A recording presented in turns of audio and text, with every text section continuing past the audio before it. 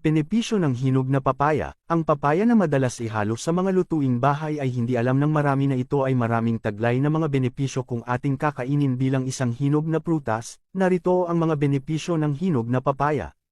1. Nagpapalakas ng resistensya. Ang pagkakaroon ng sakit ay hindi mabuti sa ating kalusugan para sa pang-araw-araw na gawain. Ngunit ang masama ay ang mga gamot ay napakamahal.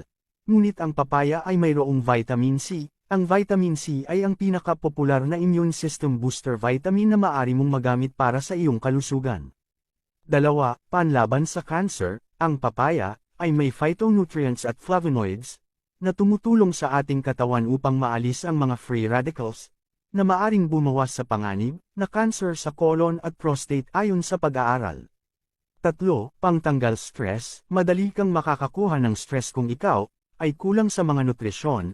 At ayon sa pag-aaral, ang papaya ay mayaman sa vitamin C, at ang pagiging masaya ay maaring labanan ng stress.